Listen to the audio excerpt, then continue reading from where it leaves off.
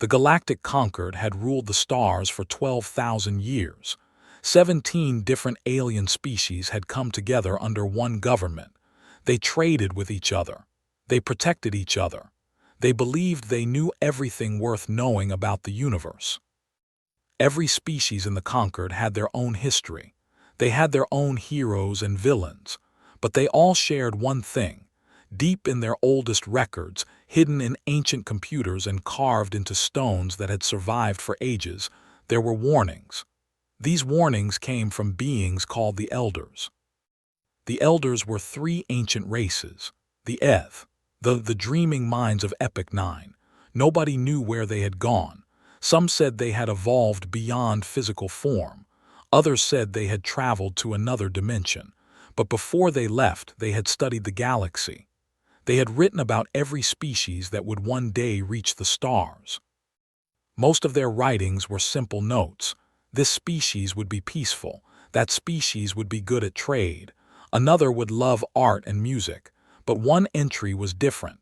One entry was marked with the symbol that meant danger, the highest level of danger, the kind of danger that could end civilizations. The entry was about a species called humans. Ambassador found this entry on a quiet evening in his office. He was a tall creature with skin and 4 arms. His job was to study new species that might join the Concord. His assistants had detected radio signals coming from a small blue planet in the Orion Spur. The creatures there called themselves humans. Was curious. He pulled up everything he could find about this little world. The humans had just discovered faster-than-light travel. Their ships were rough and primitive. They used old fusion engines and metal hulls that would fall apart in any serious battle. By Concord standards, they were like children playing with toys. But then found the Elder warnings. He read them 3 times to make sure he understood. The words were clear and simple, but they made no sense to him. When the persistence walkers emerge from their blue world, do not test them. Do not corner them. Do not make them desperate, for they do not know when to stop. Persistence walkers, that was what the Elders called humans. Looked at his screens. He saw images of humans going about their daily lives. They were small and soft. They had no claws, no armor, no natural weapons. They lived for less than 100 years. A child was stronger than a full-grown human adult. Why would the Elders warn against such weak creatures? Decided to bring this matter before the High Assembly. It was the ruling council of the Concord, where representatives from all 17 species gathered to make important decisions. He prepared his presentation carefully. He showed them the Elder archives. He showed them the warning symbol. He told them that perhaps they should be careful with these humans. The assembly listened.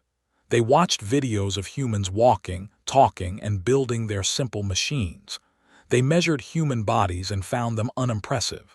They calculated human military power and found it laughable. Their ships could be destroyed by the weakest Concord patrol fleet. Then the laughter started. It began with the Dominion representative. They were warriors. They had 6 limbs, armored bodies, and 4 hearts. They had conquered a dozen species before joining the Concord.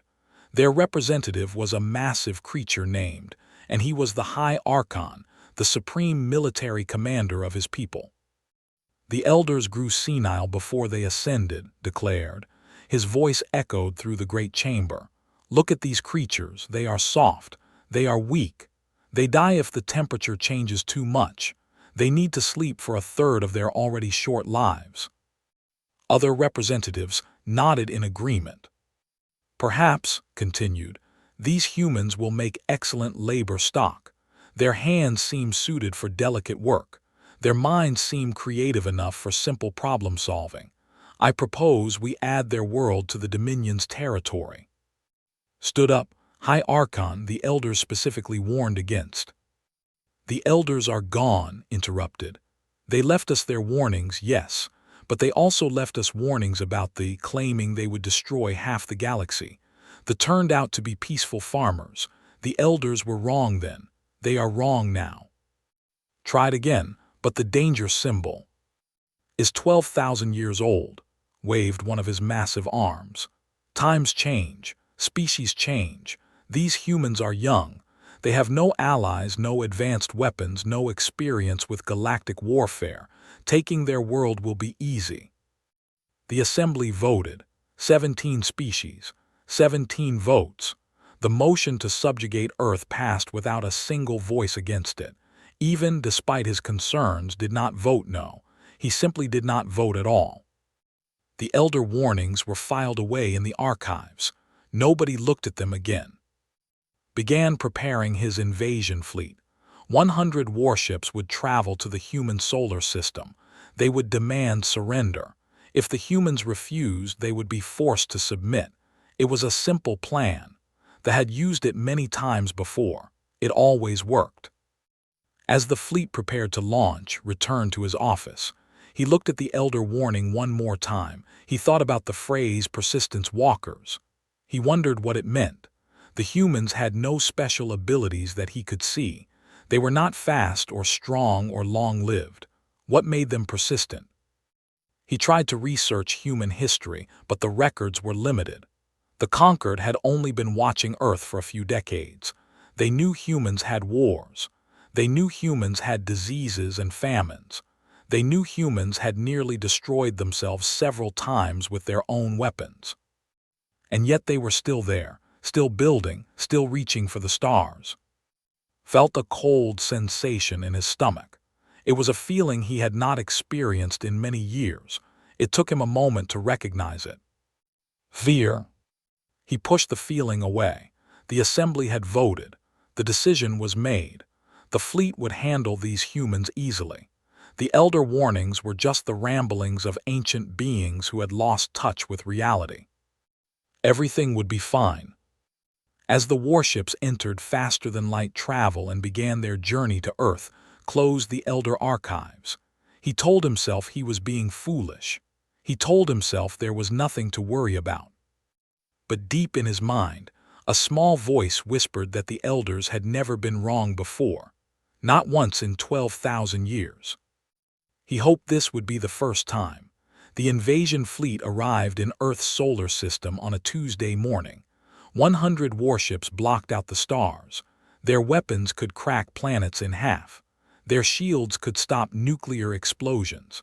Commander L stood on the bridge of his flagship and looked at the small blue world below.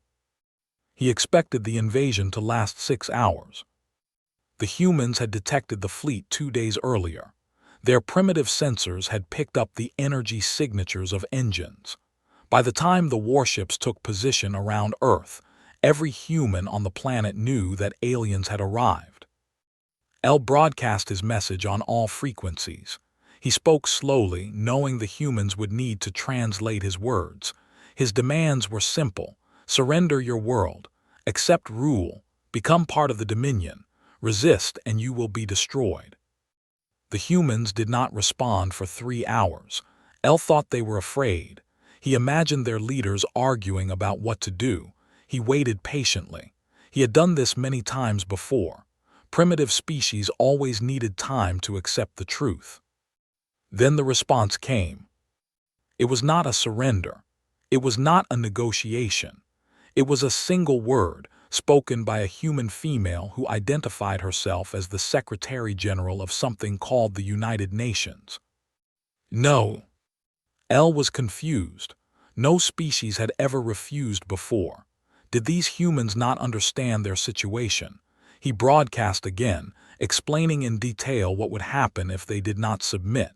He showed them recordings of other worlds that had conquered. He showed them the power of weapons. The response was the same: no. L gave the order to attack.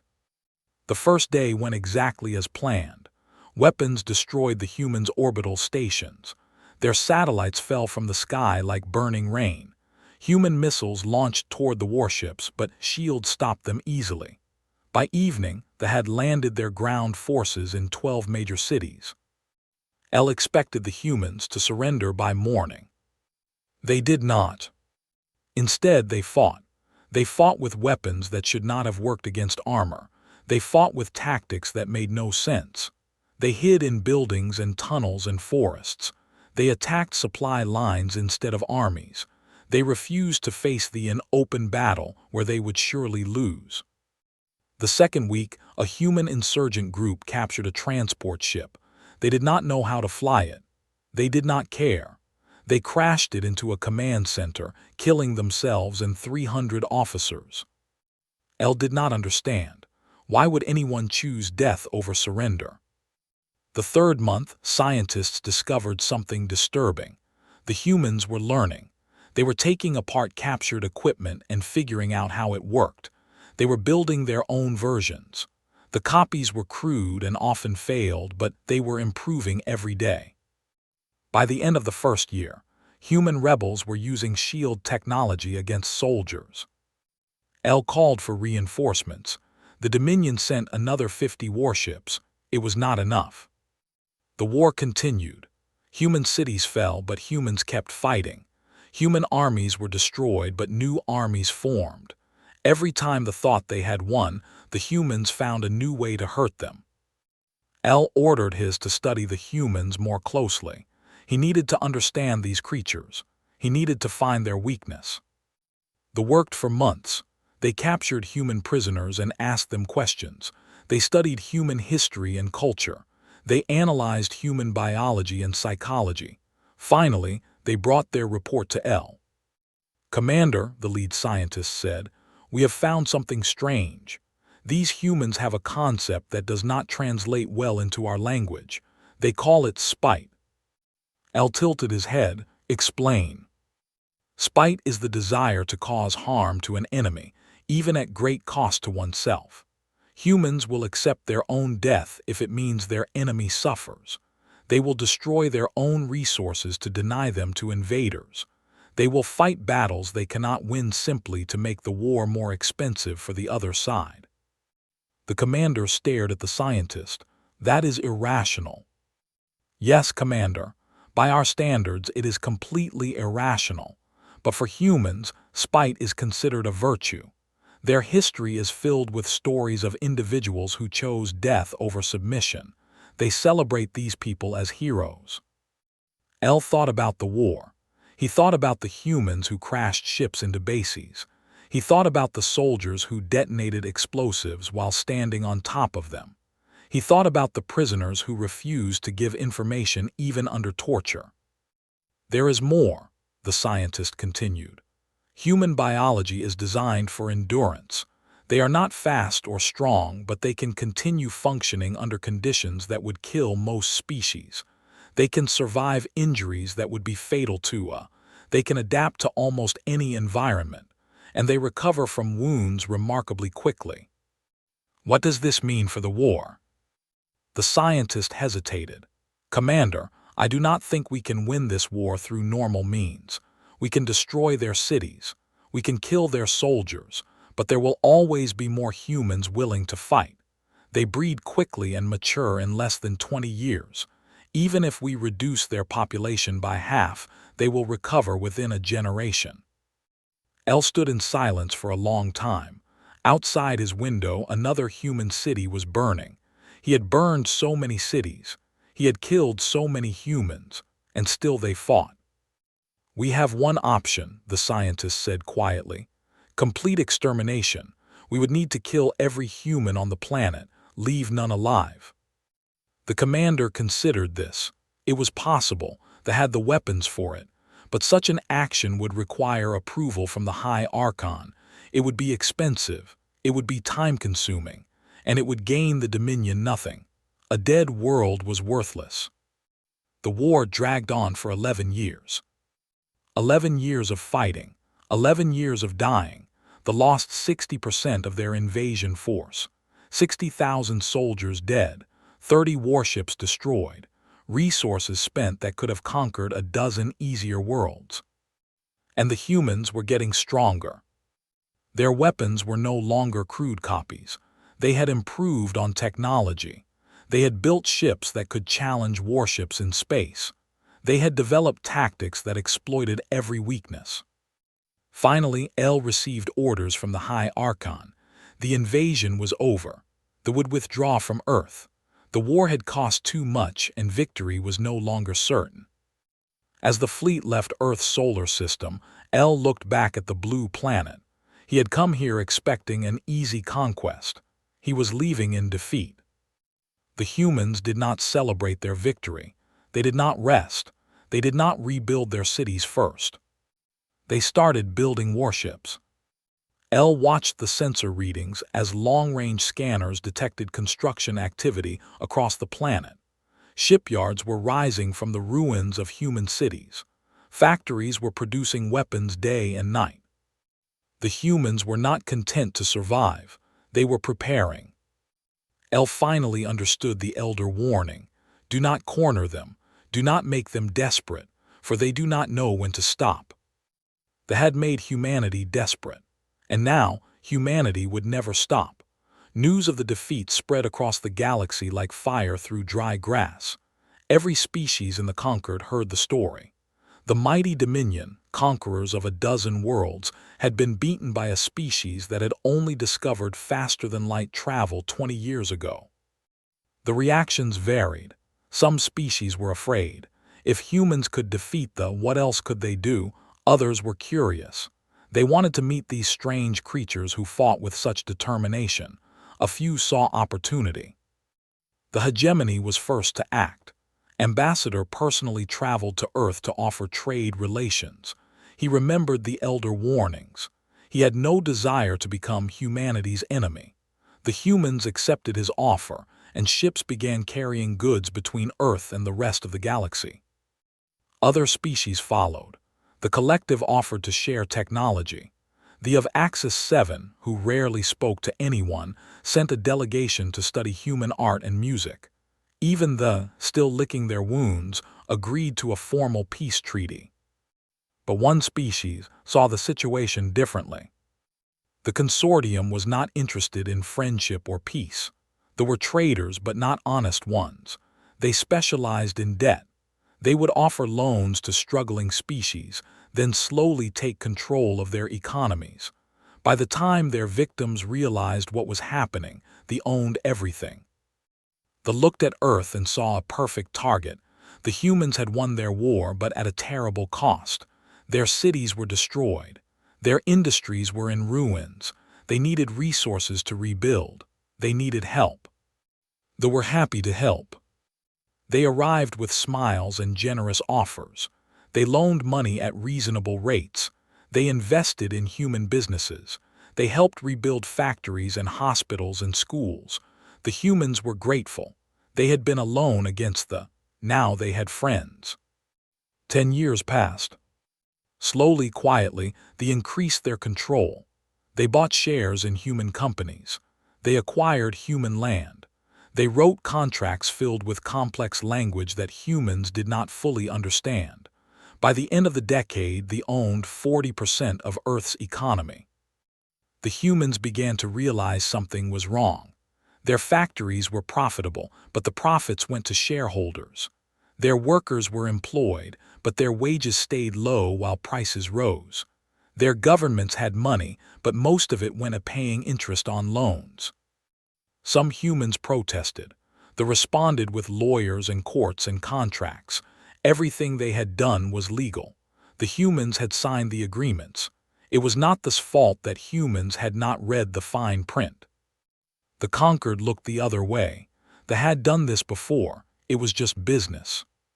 Then the humans sent a diplomat to Her name she was small even by human standards, with hair and a calm voice.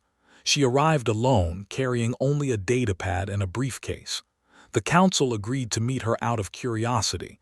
They expected begging, perhaps threats, definitely nothing that would concern them. Stood before the council and smiled. "Thank you for seeing me," she said. "I have come to discuss the relationship between our species." The High Trader, a creature named, leaned back in his chair. "There is nothing to discuss. Your people signed contracts. We honored those contracts. If you are unhappy with the terms, you should have read them more carefully." "I agree," he said. "We should have been more careful, but I am not here to complain about the past. I am here to discuss the future."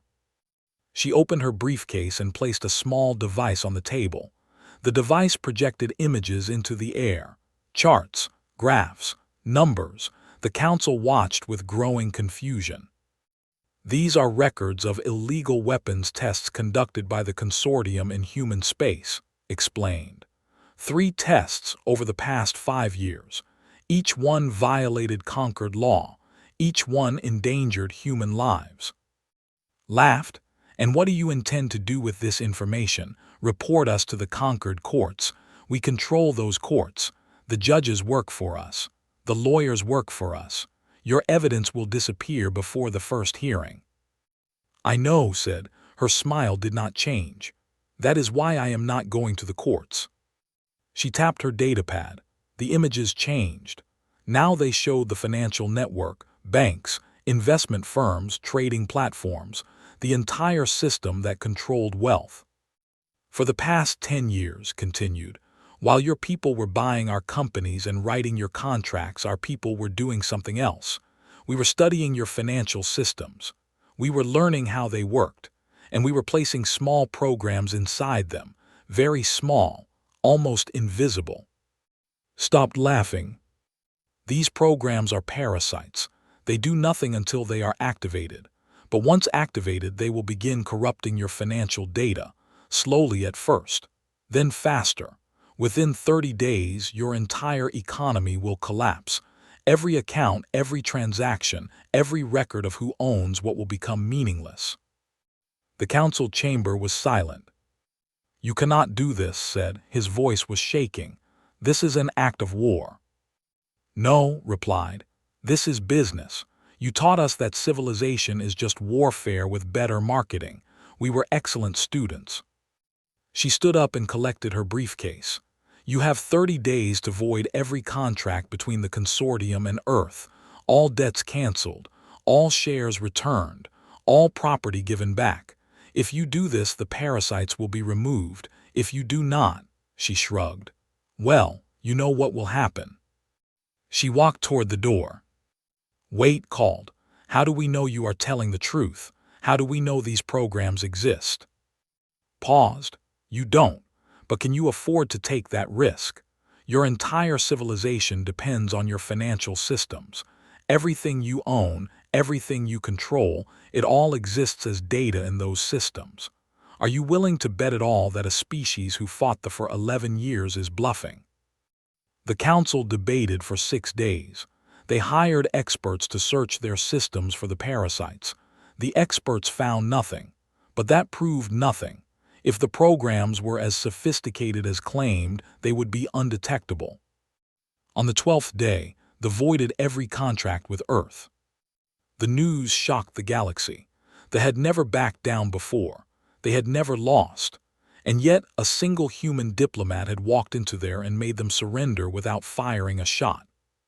Species across the Concord began asking questions. What else could humans do? What other tricks did they have? Were the elder warnings actually true? Some Concord members started treating humans with new respect. Others started treating them with new fear. A few began making plans. The defeat had proven something important. Humans were not just dangerous in war. They were dangerous in peace too. They learned. They adapted. They found weaknesses and exploited them without mercy. The elders had called them persistence walkers. Now the galaxy was beginning to understand why. Humans did not just persist through violence. They persisted through everything. War, economics, politics. Whatever challenge they faced, they kept going until they won. And they never forgot who had tried to hurt them. Fear spread through the galactic Concord like a disease. Whispers passed from species to species. Stories grew with each telling. The humans had defeated the humans had broken the humans were building warships, hundreds of them, and nobody knew what they planned to do next. The hierarchy of oldest and most powerful member of the Concord decided to act. Their leader, N, had ruled for 300 years. He had seen species rise and fall. He had watched the Concord grow from a small alliance into a galactic government. He believed he understood how the universe worked. and he believed humans were a threat that needed to be eliminated. "They are too dangerous," and told the High Assembly. "They have been among us for only 30 years, and already they have humiliated 2 of our strongest members. They do not follow our rules. They do not respect our traditions. They adapt too quickly. They learn too fast. If we allow them to grow stronger, they will eventually dominate us all." Some representatives disagreed. Ambassador spoke for the humans have been peaceful toward those who treated them fairly. Perhaps if we— "Enough," and interrupted. "The elder warnings were clear. These creatures are dangerous. We made a mistake ignoring those warnings before. We will not make that mistake again. But this time we will not send one species against them. We will send all of them." The vote passed. 14 species agreed to join the attack. Only the and one other small species refused. The rest contributed ships, soldiers, and resources. 2,000 warships from across the galaxy gathered for a single purpose: the complete destruction of humanity. Admiral received word of the coming fleet 3 days before it arrived. She was an old woman by human standards, with white hair and a face lined by decades of service. She had fought in the war as a young officer. She had watched friends die and cities burn. She had helped build the human fleet that now waited to defend Earth. 300 ships, that was all humanity had, 300 against 2,000. Her officers urged her to negotiate. Perhaps they could buy time. Perhaps they could find allies. Perhaps there was some way to avoid the coming slaughter. Listen to their arguments, then she shook her head. "The conquered has decided to destroy us," she said. "Talking will not change their minds. We cannot run, we cannot hide. The only option is to fight." "But Admiral," her second-in-command protested, "we are outnumbered more than 6 to 1. Even if we fight brilliantly, we cannot win a direct battle." Smiled, it was not a happy smile. Who said anything about a direct battle? For the next 3 days worked without sleep. She gathered intelligence on every species in the enemy fleet. She studied their tactics, their psychology, their fears and weaknesses. She consulted with human experts in biology, history, and warfare. She built a plan. When the conquered fleet arrived in human space, Admiral broadcast a message on all frequencies. Her voice was calm and clear. "You had 12,000 years to learn. You didn't. School's in session." The first day of battle, the conquered fleet expected a desperate defense. Instead, they found empty space. The human ships were gone. Confused, the alien commanders spread out to search for them. That was their first mistake.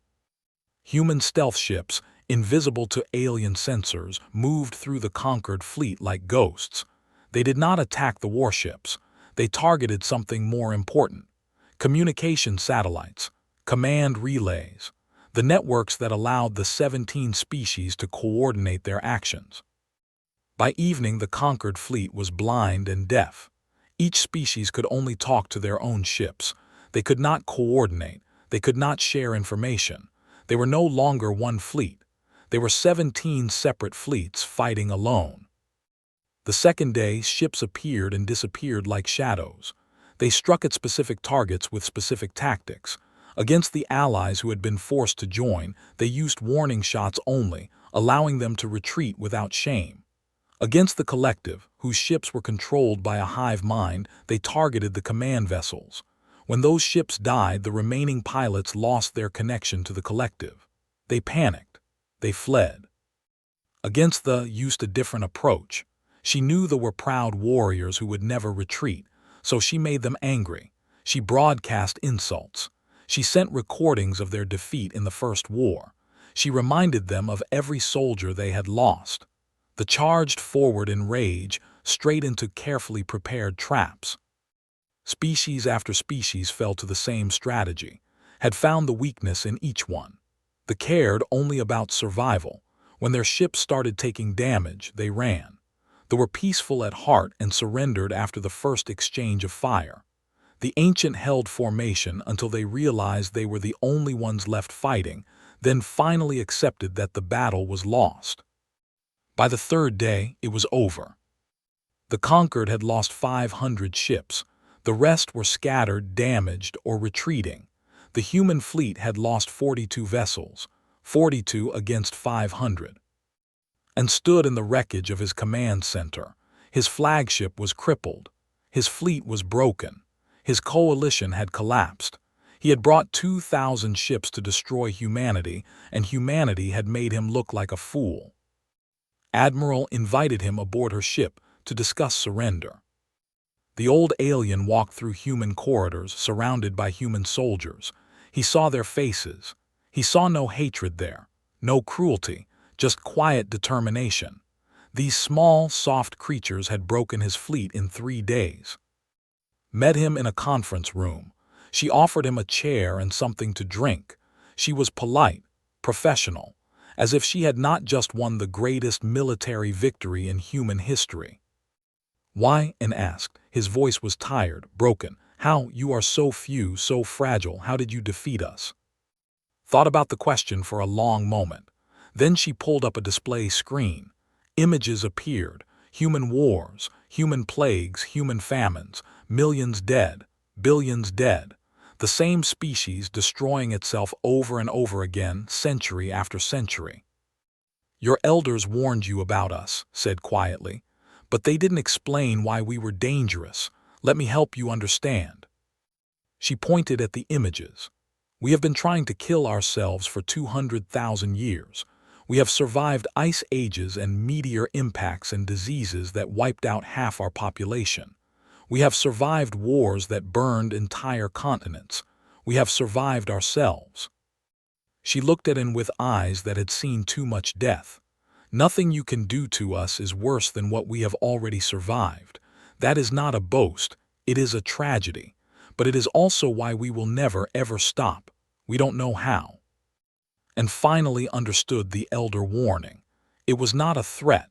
The elders had not been afraid of what humans would do to the galaxy. They had been mourning what the galaxy would force humans to become. Slid the surrender document across the table. "Sign this and the war ends. We have no desire to rule over you. We just want to be left alone." And signed. As he left the human flagship, he looked back at Admiral. She was already planning the rebuilding, already looking toward the future, already preparing for the next challenge, whatever it might be. The galaxy had tried to destroy humanity. Humanity had simply refused to die.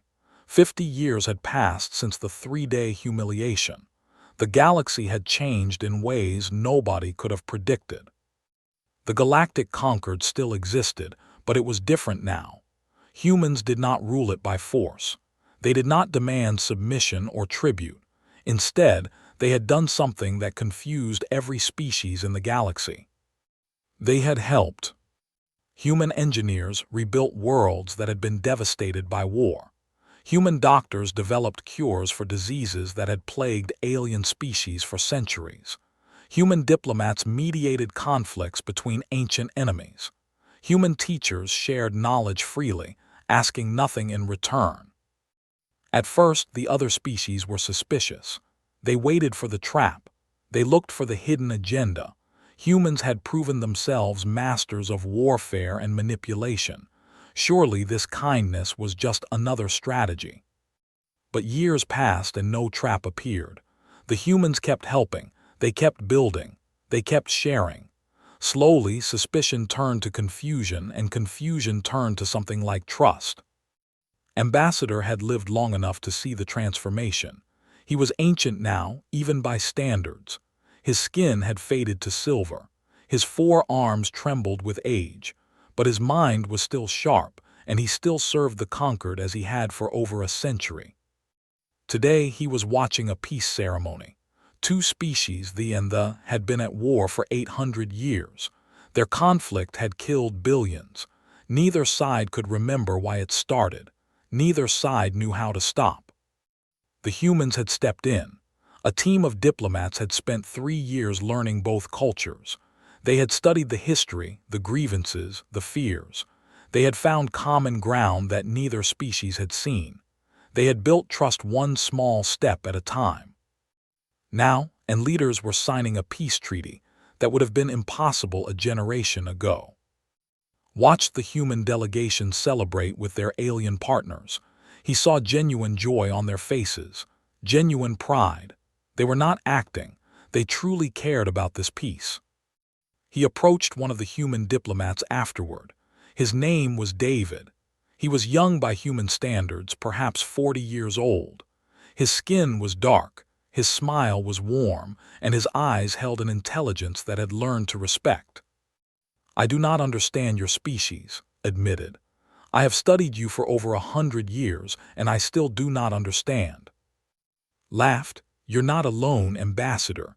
We don't always understand ourselves." "That is not what I mean," gestured at the celebrating delegates. "Your people can be so violent, so ruthless. I saw what you did to the conquered fleet. You have the capacity for destruction that few species can match." "Yes," agreed. His smile faded slightly.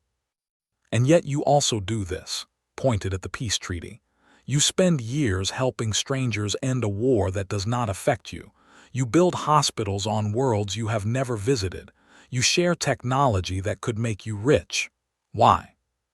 Was quiet for a moment. When he spoke, his voice was thoughtful. "We contain multitudes, Ambassador. That's a phrase from one of our poets. It means we are not one thing. We are many things, sometimes contradicting things. We are capable of incredible cruelty. We have proven that throughout our history. But we are also capable of incredible kindness." He looked at the celebrating aliens. "For most of our existence, we had no one to fight except ourselves. We spent thousands of years hurting each other. War after war, atrocity after atrocity. We almost destroyed ourselves more times than we can count." "But you survived," said. "We survived, and we learned slowly, painfully. We learned that violence could keep us alive, but it couldn't make life worth living. We learned that the things we built together lasted longer than the things we destroyed," smiled again. "When we met the galaxy, we were given a choice. We could be what our enemies expected us to be, violent, ruthless, conquerors, or we could be something better. You chose kindness. We chose to try. We're not perfect at it. We still make mistakes. We still have violence in our hearts, but we're trying to be the species we want to be, not the species our history says we should be." Considered this. He thought about the elder warnings. He thought about everything he had seen humans do over the past century, the wars they had won, the peace they had built, the enemies they had made, and the friends they had earned. "What if someone threatens this?" he asked. "What if another species decides to attack humanity again, to attack the conquered you have helped build?" Smile did not disappear, but something changed in his eyes. Something old and hard appeared there just for a moment, something that had stared down armies and broken empires. "Then we will do what we have always done," he said simply. "We will survive, and they won't." Felt a chill run through his body. The warmth was real. The kindness was genuine, but underneath it all, the thing that had terrified the elders was still there, still waiting, still ready. Later that year, humanity composed a message for the Galactic Archives. It was meant to be preserved for future generations, for species that had not yet reached the stars.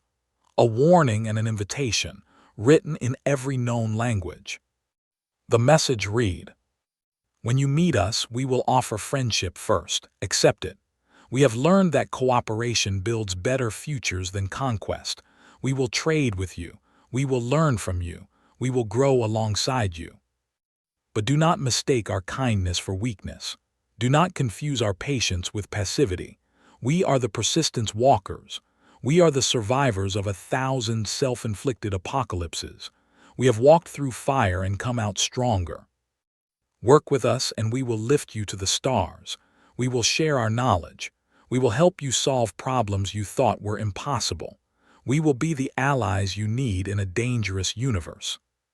Work against us, and we will remind you why the elders warned you. The choice has always been yours." The message was seeded across the galaxy. It was carved into stones on dead worlds and broadcast from satellites around living ones. It was translated into languages that did not yet exist, stored in archives that would survive for. This time species paid attention. Not because they feared humans, though many did. Not because they wanted human technology or human help, though many did. They paid attention because they had finally understood the truth. Humans were not just survivors. They were not just warriors. They were not just builders or healers or diplomats. They were all of these things. They were every possibility at once. They could be humanity's best friend or worst nightmare. They could lift civilizations to greatness or grind them to dust. The choice was never in human hands alone. The galaxy had spent 12,000 years ignoring the elder warnings. They had dismissed humans as weak, as primitive, as unimportant. They had attacked them, exploited them, tried to destroy them. And humanity had responded with war when war was needed, and peace when peace was possible. They had proven they could end civilizations. Now they were proving they could save them. Ambassador wrote his final report on humanity before his death. He concluded with words that would be quoted for generations. The elders warned us about humans. They were right to do so, but they did not warn us about the most important thing. They did not tell us that humans could be our greatest allies if we simply chose to trust them. They did not tell us that the same fire that makes them dangerous also makes them warm. Perhaps the elders did not know. Perhaps they could not imagine a galaxy where humans and aliens work together in peace. But we can, and we must, because the alternative is to learn once again why the elders warned us. I know which future I prefer. The galaxy at last agreed.